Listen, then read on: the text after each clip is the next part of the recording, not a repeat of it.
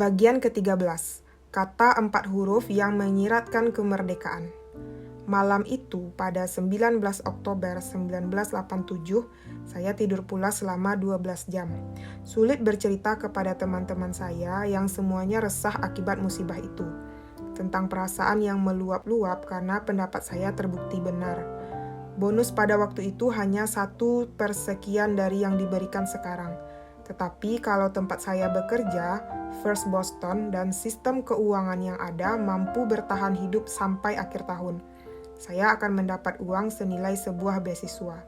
Ini kadang-kadang disebut fuck you money, yang terlepas dari kesan kasarnya itu mengandung arti bahwa uang tersebut memungkinkan Anda bergaya seperti orang kaya zaman Victoria, bebas dari perbudakan. Secara psikologi, ini semacam penghiburan. Uang yang didapat tidak terlalu besar untuk menjadikan Anda kaya raya, tetapi cukup besar untuk memberi Anda kebebasan memilih pekerjaan baru tanpa berpikir terlalu berat soal imbalan yang akan diperoleh. Dana itu melindungi Anda dari melacurkan otak Anda dan membebaskan Anda dari otoritas luar apapun. Kemerdekaan itu khas bagi setiap orang. Saya selalu terkejut ketika mengetahui betapa banyak orang yang berpenghasilan sangat tinggi cenderung makin penurut sewaktu mereka semakin bergantung pada klien dan pemberi kerja dan semakin ketagihan untuk mencetak lebih banyak uang. Meskipun tidak terlalu penting menurut standar apapun, uang itu secara harfiah menjadi pengobat bagi saya untuk memenuhi semua ambisi finansial. Membuat saya merasa malu setiap kali saya menelantarkan studi saya untuk mengejar kekayaan materi. Perhatikan bahwa penyebutan fuck you terkait dengan kemampuan untuk mengucapkan frasa yang mantap itu secara lepas sebelum mengakhiri telepon. Ada hari-hari ketika sangat lazim bagi pialang untuk membanting telepon setiap kali mereka kehilangan uang. Ada yang melampiaskan kekesalan dengan cara membanting kursi, menggebrak meja, atau apapun yang bisa membuat heboh. Suatu kali di bursa saham Chicago, seorang pialang lain pernah mencoba mencekik saya dan perlu 4 orang penjaga keamanan untuk menariknya pergi. Ia marah besar karena saya berdiri di tempat yang menurut dia adalah wilayahnya.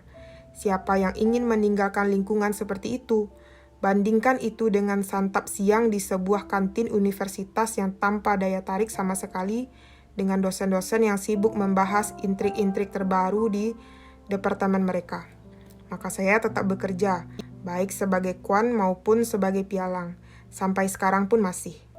Tetapi mengorganisasi diri untuk bekerja sedikit mungkin dengan hasil sebesar-besarnya, dan menyenangkan, memusatkan perhatian hanya kepada aspek-aspek yang paling teknis, tidak pernah menghadiri rapat-rapat bisnis, menghindari orang-orang yang berprestasi di perusahaan dan orang yang berbusana formal yang tidak membaca buku, dan mengambil cuti panjang tahunan setiap 3 tahun untuk mengisi kesenjangan dalam budaya ilmiah dan filosofi saya, agar pelan-pelan dapat menyempurnakan gagasan tunggal saya.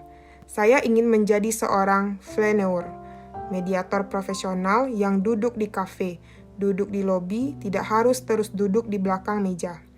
Tidak terikat oleh struktur organisasi, bisa tidur selama yang saya inginkan, bisa membaca sebanyak-banyaknya, dan tidak wajib melapor kepada siapapun. Saya ingin sendirian agar dapat memperoleh kemajuan bertahap sedikit demi sedikit dalam membangun sebuah sistem lengkap berdasarkan gagasan Black Swan saya.